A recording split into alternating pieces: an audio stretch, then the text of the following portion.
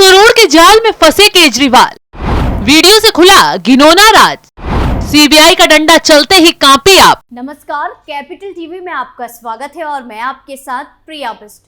केजरीवाल वसूली रैकेट चलाते हैं, करोड़ों का माल कमाते हैं। केजरीवाल सारे घोटालों के मास्टरमाइंड हैं। ये सारा खुलासा एक वीडियो से हो रहा है। जेल से आए एक धमाकेदार वीडियो ने केजरीवाल के होश उड़ा दिए हैं, क्योंकि इस वीडियो से कई ऐसे चौंकाने वाले खुलासे हुए हैं कि केजरीवाल के जेल जाने का रास्ता भी साफ हो गया है। वीडियो देखकर एक तरफ जेल में सिसोदिया और संजय सिंह कांप उठे हैं, तो दूसरी तरफ केजरीवाल इधर से उधर भागकर खुफिया मीटिंग कर रहे हैं ताकि झूठ फैलाकर माहौल को गरमाया जा सके। लेकिन इस बार तो महाठग सुकेश चंद्रशेखर ने केजरीवाल की धज्जियां उड़ा दी है।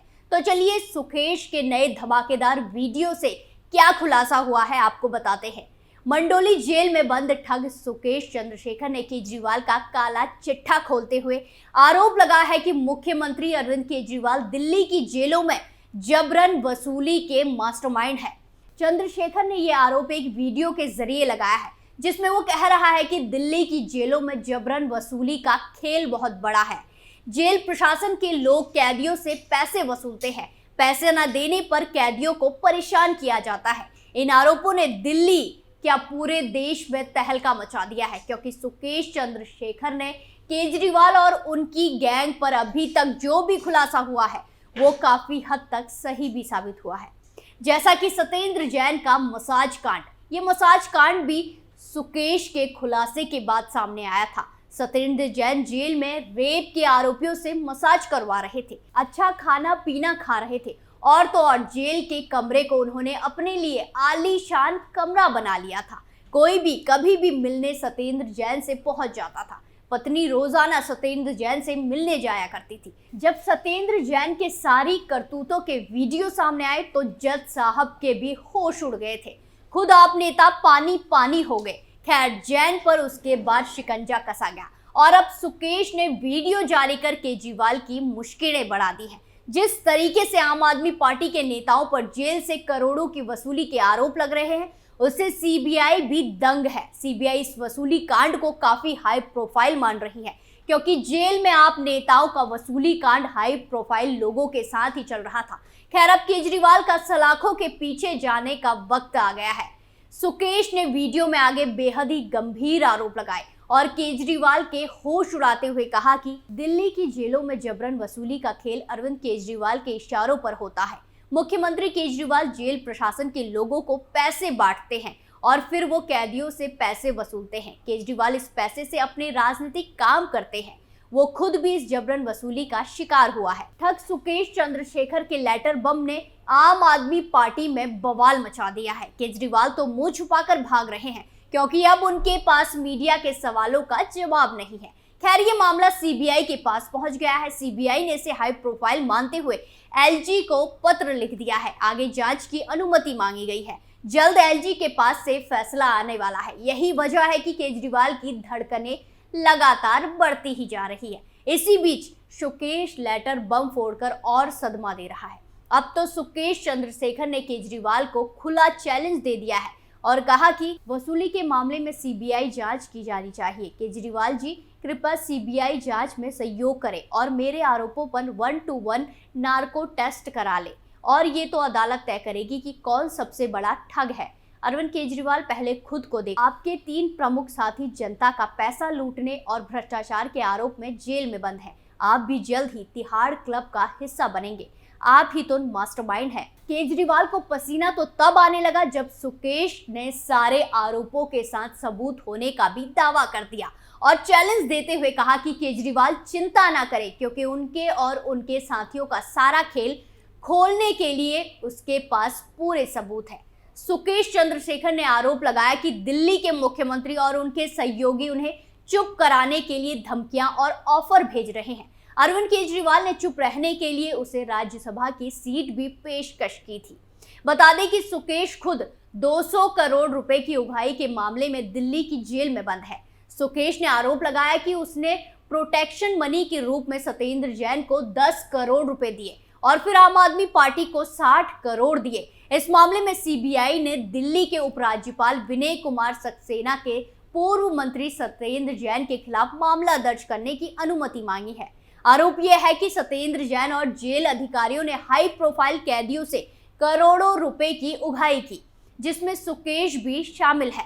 सीबीआई का कहना है कि सत्येंद्र जैन ने 2018 से 2021 के दौरान सिक्योरिटी मनी की किश्तों के तौर पर सुकेश चंद्रशेखर से 10 करोड़ रुपए की उगाही की है। वहीं जब केजरीवाल और उनके घोटालेबाज नेताओं के पापों का घड़ा फूट गया तो केजरीवाल कह रहे हैं कि ये सब बीजेपी के इशारों पर हो रहा है। जिस पर भी केस में केजरीवाल या उनके नेता फंसते हैं, केजरीवाल घुमा फिरा कर बीजेपी के पीछे पड़ जाते हैं। केजरीवाल तो ऐसे बीजेपी को घेरते हैं जैसे शराब घोटाला बीजेपी ने ही किया हो, जैसे कि वसूली बीजेपी ही करा रही है। अब तो आम आदमी पार्टी को शर्म आनी चाहिए। हर विभाग को लूट लिया, झूठ बोल बोलकर जनता को चूना लगा दिया, और जब पापों का घड़ा फूट रहा है तो केजरीवाल अपने कारनामों के छींटे इधर उधर उछाल रहे हैं। अब केजरीवाल कितना भी चीखे, कितना भी चिल्लाए और बीजेपी पर कितने भी गंभीर आरोप लगाए, कोई फायदा नहीं होने वाला है, क्योंकि केजरीवाल के खिलाफ गंभीर सबूत सीबीआई को मिल चुके हैं। और बौखलाने का भी यही रीजन है। अगर सीबीआई जांच की मंजूरी मिल जाती है तो केजरीवाल को 10 करोड़ रुपए का हिसाब देना होगा, क्योंकि दिल्ली जेल प्रशासन केजरीवाल के हाथों में है। और जब जेल में वसूली का खेल चल रहा था तो सत्येंद्र जैन ही मंत्री थे। ऐसे में हाई प्रोफाइल कैदियों से करोड़ों का माल लिया जाता और उन पैसों का इस्तेमाल केजरीवाल की टीम चुनाव में कर रही है।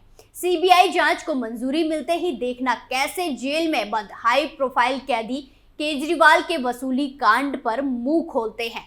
अब कुल मिलाकर केजरीवाल के जेल जाने का वक्त पास आ गया है। सुकेश ने इस खुलासे के बाद अपनी हत्या की भी आशंका जताई है। उसका साफ साफ कहना है कि पूरे जेल प्रशासन को उसने कठपुतली बनाया है। जेल प्रशासन उसे मानसिक और शारीरिक रूप से प्रताड़ित कर रहा है। उसे जान से मारने की कोशिश हो रही है। सुकेश ने एलजी से इस मामले पर भी तत्कालीन हस्तक्षेप की मांग की है। सुकेश ने जांच और अंतिम रिपोर्ट दाखिल होने तक गवाह के रूप में अपनी सुरक्षा के लिए आप सरकार के नियंत्रण से बाहर की जेल में उसे ट्रांसफर करने की भी मांग की। सुकेश ने आरोप लगाया कि वो गंभीर खतरे में है। उसने आरोप लगाया कि केजरीवाल कानूनी जांच का सामना कर रहे हैं, इसीलिए वो सभी को चुप कराने के लिए हर तरह की कोशिश कर रहे हैं। खैर, अब केजरीवाल कितना भी दम सबूतों को मिटाने, गवाहों को चुप कराने में लगाए, लेकिन उनकी उल्टी गिनती शुरू हो चुकी है।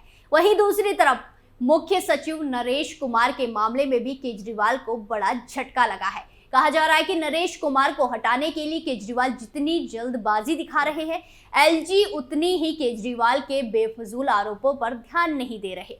ऐसे में केजरीवाल मुख्य सचिव नरेश कुमार के बेटे पर घोटाले के आरोप में एलजी को चिट्ठी लिखकर फंस चुके हैं। दरअसल नरेश कुमार के बेटे पर घोटाले का आरोप लगाकर केजरीवाल मुख्य सचिव को बदनाम करने की पूरी कोशिश कर रहे थे। दलाल पत्रकारों के आगे माहौल बना रहे थे, जमकर झूठ फैला रहे थे। लेकिन सूत्रों के हवाले से खबर है कि एलजी केजरीवाल की चिट्ठी पर कोई एक्शन नहीं लेंगे।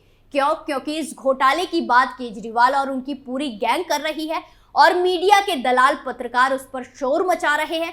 वो पहले से सीबीआई इन्वेस्टिगेशन के अंडर है, जिसमें पहले से ही एक आईएएस अधिकारी और डीएम को सस्पेंड किया जा चुका है। जब सीबीआई पहले ही इस मामले पर एक्शन ले रही है तो क्यों बेवजह माहौल बनाने के लिए केजरीवाल छाती पीट रहे हैं। अपनी चहेती मंत्री आतिशी से जांच रिपोर्ट भी तैयार करवा ली। फुर्ती देखिए, 2 दिन में ही जांच पूरी हो गई। 650 पन्नों की रिपोर्ट भी तैयार हो गई, जिसमें बस वही रटा रटाया आरोप चीफ सेक्रेटरी पर लगाया गया है कि उन्होंने अपने बेटे की कंपनी को 800 करोड़ से ज्यादा का फायदा पहुंचाया। चलिए अब यहीं से केजरीवाल के झूठ का खुलासा करते हैं। दरअसल मुख्य सचिव पर जिस कंपनी को फायदा पहुंचाने के आरोप लगाए जा रहे हैं, उस कंपनी का नाम आतिशी की रिपोर्ट में ही नहीं है, ना कंपनी के मालिक का कोई जिक्र है। तो यही केजरीवाल और उनकी गैंग के झूठ का पर्दाफाश हो रहा है। खैर, अब समझिए केजरीवाल क्या चालाकी दिखाने की कोशिश कर रहे हैं। दरअसल केजरीवाल के घोटाले की परतें खुलने वाले मुख्य सचिव नरेश कुमार ही हैं, जिन्होंने न सिर्फ शीश महल का राज खोला बल्कि फाइलें आगे बढ़ाकर शराब घोटाले में एलजी को अलर्ट किया और केजरीवाल की गैंग को बेनकाब किया। इसी के साथ दिल्ली जल बोर्ड में घोटाला भी नरेश कुमार ने ही उजागर किया, जिसमें सीबीआई जांच को मंजूरी मिली। तो इसी वजह से केजरीवाल नरेश कुमार से चिढ़े हुए हैं। वो चाहते हैं कि मुख्य सचिव नरेश कुमार जल्द से निपट जाएं। लेकिन केजरीवाल को सदमा देने वाली खबर सामने आ गई है कि केंद्र सरकार नरेश कुमार को एक्सटेंशन दे सकती है। अगर ऐसा हुआ तो केजरीवाल का राजनीति में एंड होना तय है। बात तो चुभेगी में आज के लिए इतना ही। नए मुद्दे के साथ फिर पेश होंगे, तब तक के लिए देखते रहिए कैपिटल टीवी। नमस्कार।